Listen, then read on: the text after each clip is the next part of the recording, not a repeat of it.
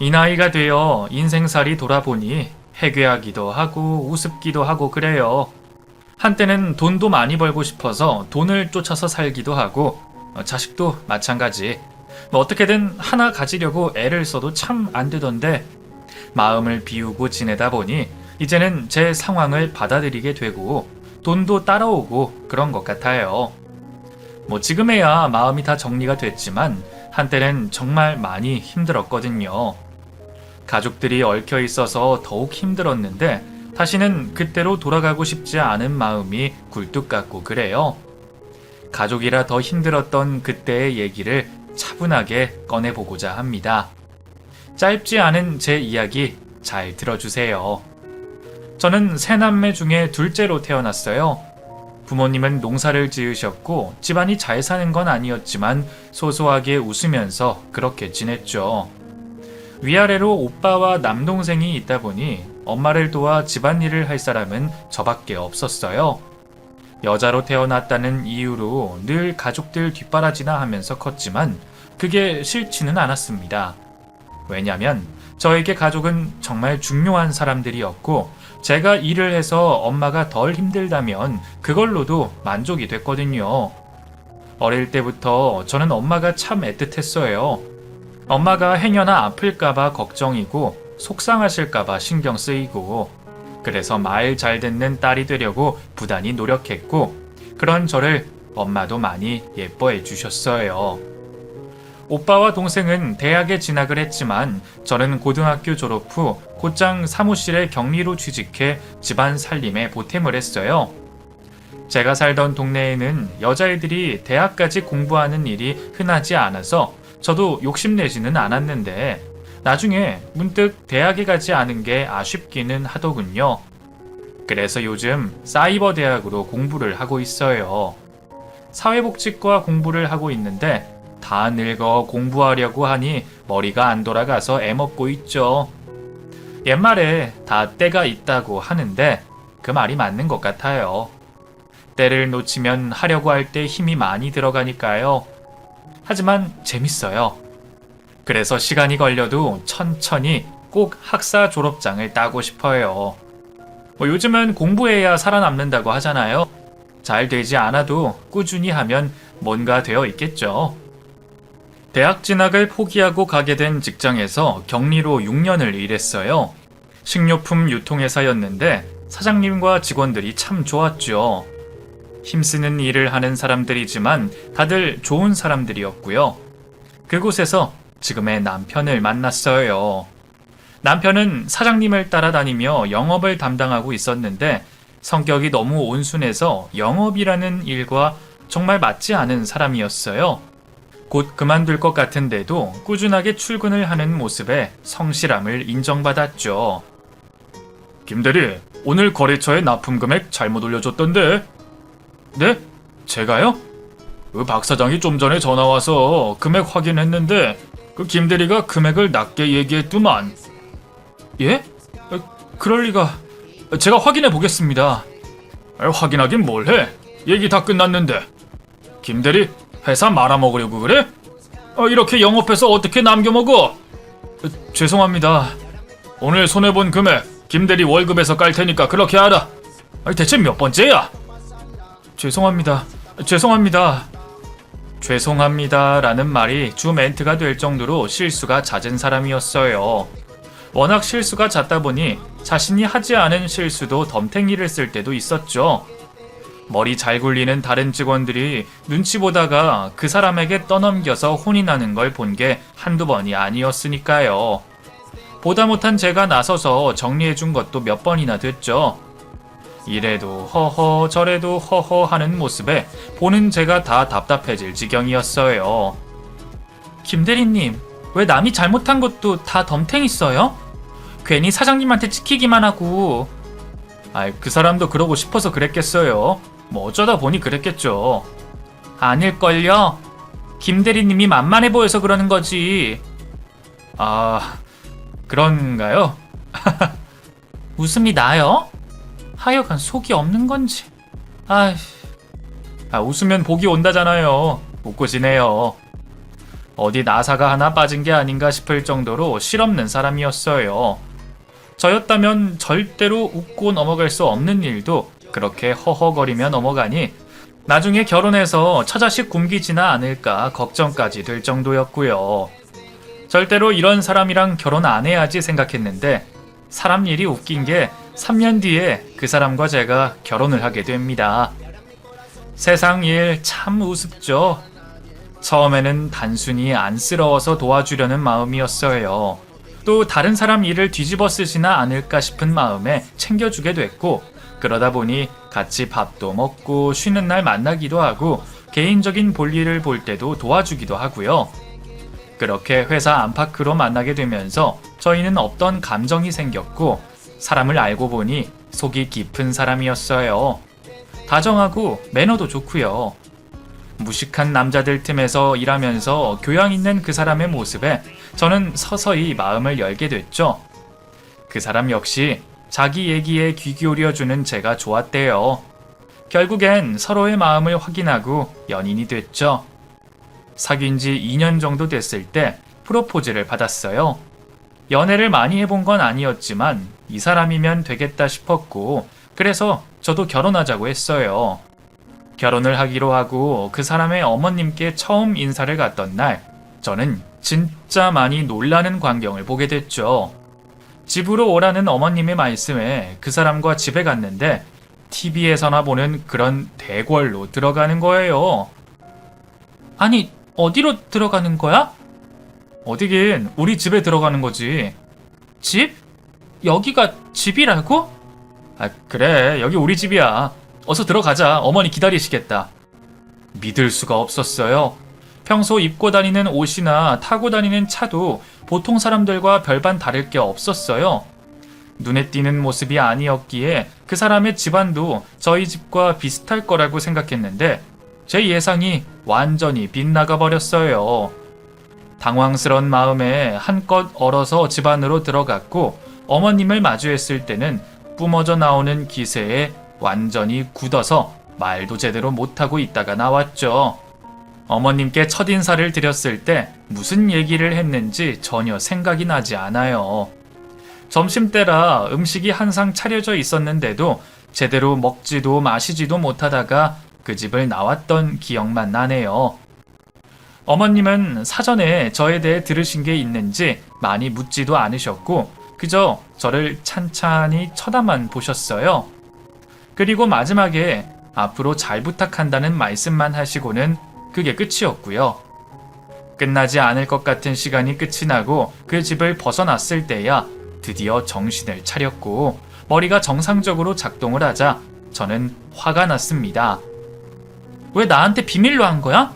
이렇게 대단한 집안의 아들이면서.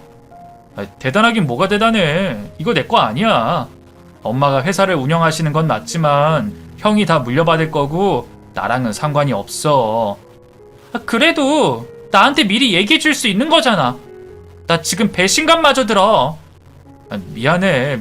나는 별거 아니라고 생각했어. 어차피 내 거도 아니고. 모르겠어.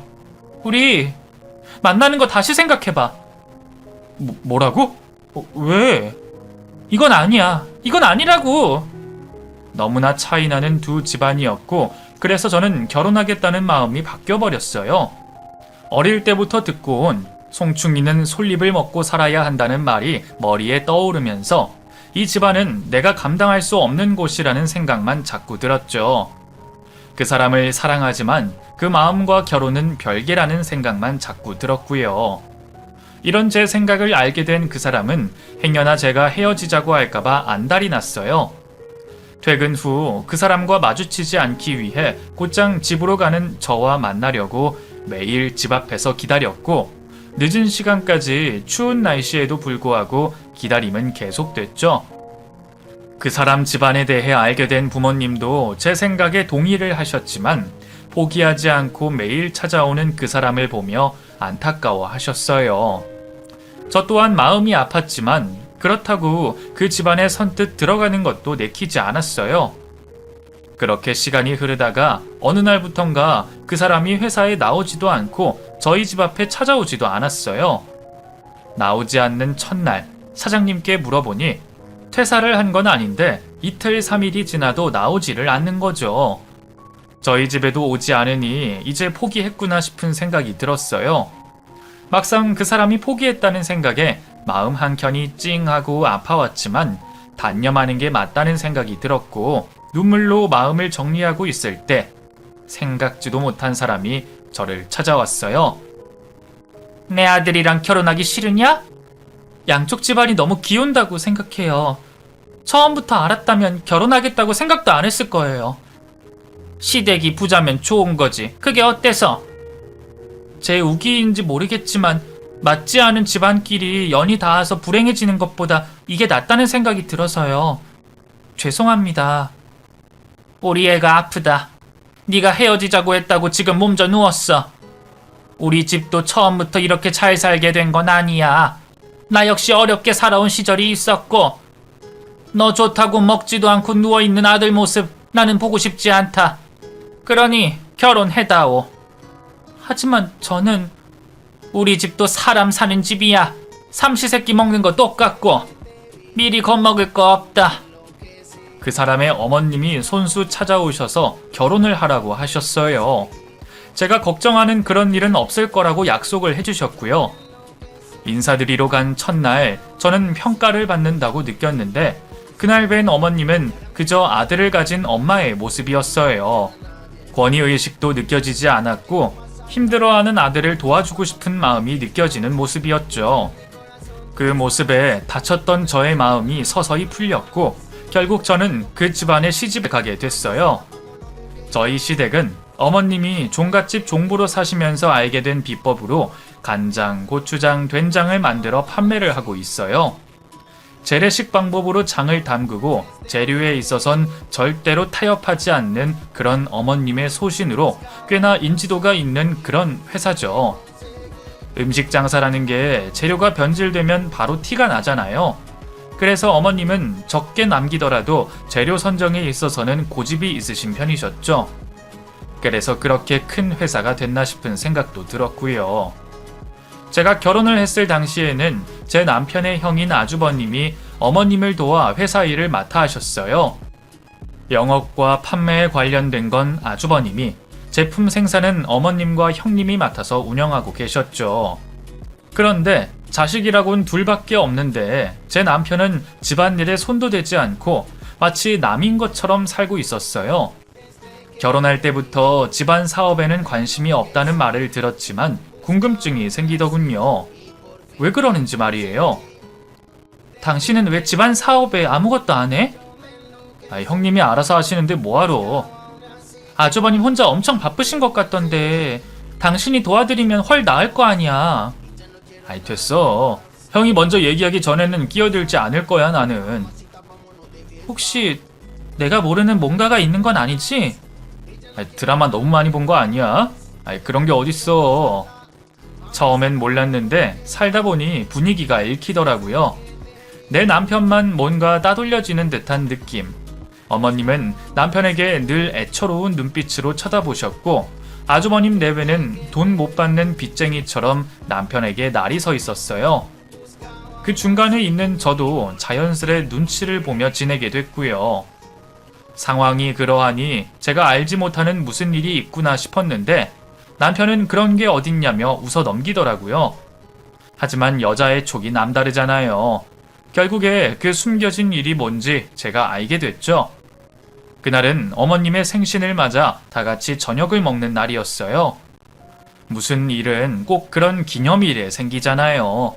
그날도 어김없이 일이 생기고 말았죠. 현기 이제 회사 일 좀 도와라. 민기 혼자 일하는 거 버거워. 네? 저요? 언제까지 밖으로 돌 거야? 결혼도 했고 앞으로 자식도 날 건데 자리 잡고 해야지. 어머니, 저는 지금이 좋아요. 형도 아직 젊고 바쁠 때 가끔 도와주면 돼요. 그것도 도움이 되겠지만 네가 제대로 일을 해주면 더 낫겠지. 어머님, 이 사람 안 바빠요. 지금도 충분히 괜찮아요. 네가 뭘 안다고 나서니? 어머님의 말씀에 형님이 나서서 말리더군요. 제가 끼어들 내용도 아니고 해서 눈치만 보며 앉아 있었는데 가만히 계시던 아주버님이 버럭 화를 내기 시작했어요. 어머니는 이 좋은 날에 기어이 그 얘기를 하셔야겠어요? 형, 너 그게 무슨 말이냐? 현기 집안일 하기 싫다잖아요. 그런데 왜 자꾸 집어넣으시려고 하는데요? 말 조심 안 하니? 그렇게 마음이 쓰이세요? 밖에서 데려온 제가 사업 다 차지할까봐. 형! 넌 조용히 해! 아직도 저를 쫓아내고 싶어서 안달이신 거죠? 어머니가 낳은 아들이 눈에 밟히는 거 알겠는데 나도 내 밥그릇 안 뺏겨요. 나도 아버지 핏줄이에요. 가만히 밥을 먹다가 기절초풍할 얘기를 듣고 체하는 줄 알았어요.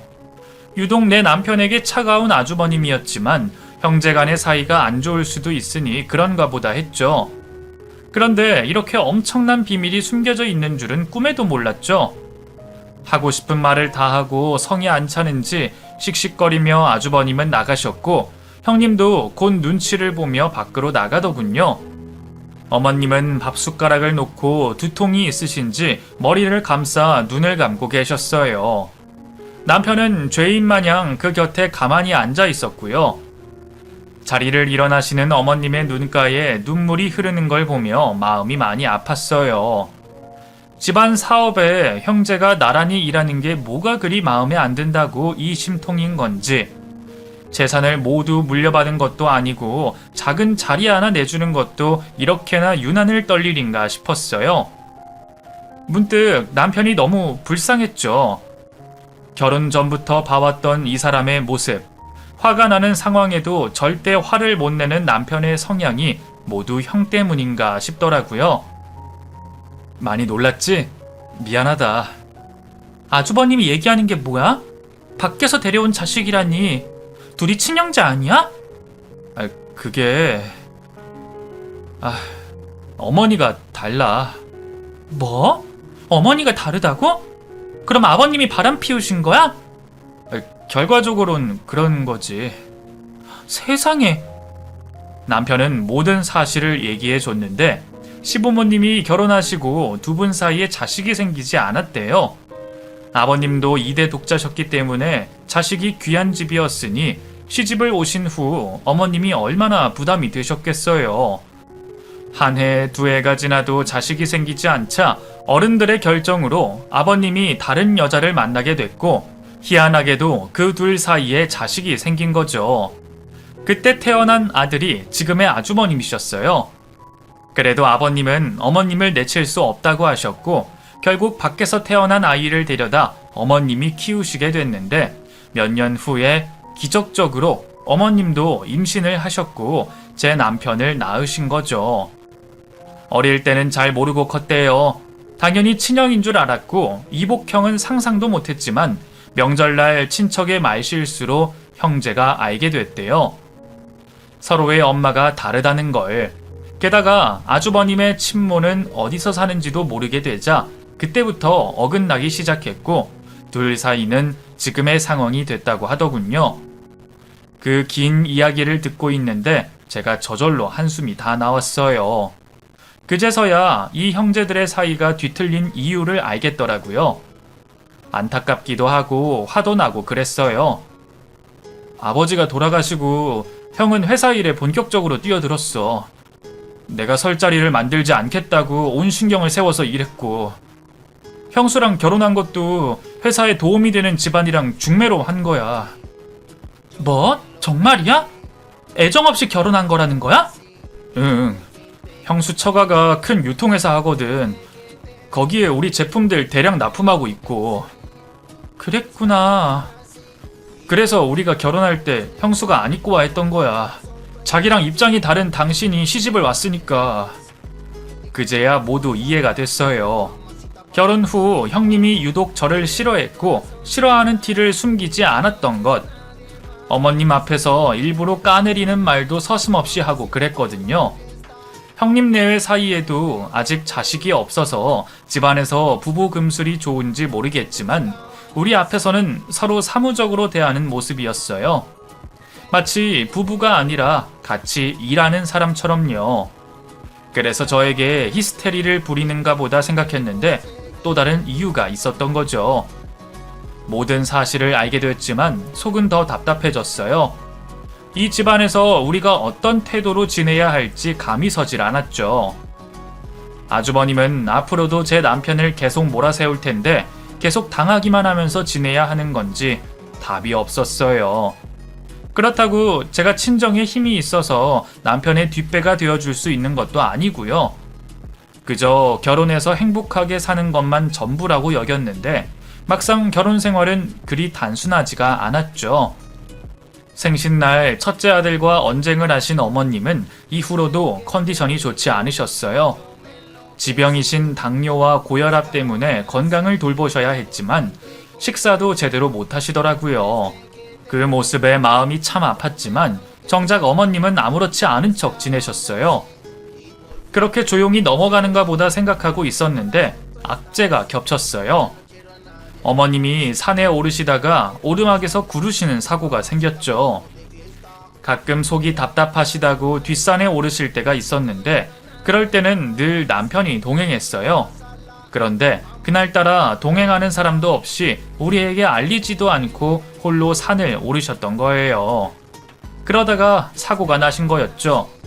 사고 연락을 받은 우리는 놀라서 병원으로 갔고 불행하게도 어머님은 허리신경을 다치시게 돼서 하반신 마비 판정을 받으셨어요. 여간에서는 화를 내는 법이 없는 남편이 어머님의 사고와 상태를 듣고는 미친 사람처럼 어머님께 퍼붓어요. 왜 혼자 가신 거예요? 산에 가실 때 저랑 항상 같이 가셨잖아요. 왜요? 뭐 죽으려고 갔어요? 네? 여보, 언성 낮춰요. 엄마는 나한테 대체 왜 그러시는 거예요? 평생을 형 그늘 아래서 몸살이고 살잖아요. 우리 가족 깨지지 않게 하려고 내가 이렇게 노력하는데 엄마는 왜 그러시냐고요? 미안하다. 미안해. 여보, 힘드신 건 어머님이야. 당신이 왜 이래? 나도 내 엄마한테 사랑받고 살고 싶어요. 하고 싶은 말도 하고 어리광도 부리면서 내 엄마한테 그러고 싶다고. 그런데 못하고 살잖아. 이렇게라도 내가 살잖아요. 그럼 엄마도 나 보고 살아야지. 나 두고 먼저 가면 어쩌려고 그러시냐고요? 현기야, 미안하다. 엄마가 못나서 미안해. 병원 침대에 꼼짝없이 누워 계신 어머님을 붙들고 남편이 통곡을 했어요. 어머님도 남편에게 매달려 눈물을 쏟으셨고요. 두 사람의 눈물에 저도 눈물을 흘리며 그 둘을 감싸 안았어요. 마음이 정말 많이 아팠습니다. 고통받는 두 사람을 보며 한 번도 뵌 적 없는 시아버님이 너무나 원망스러웠어요. 차라리 아버님이 살아계셨다면 이렇게까지 상황이 악화되진 않았을 텐데 싶어서 너무나 안타깝기만 했죠. 하반신 마비. 병명은 깔끔해 보이지만 실상은 너무나 고통스러운 장애였어요. 모든 생활을 누워서 해야 하고 대소변조차 혼자서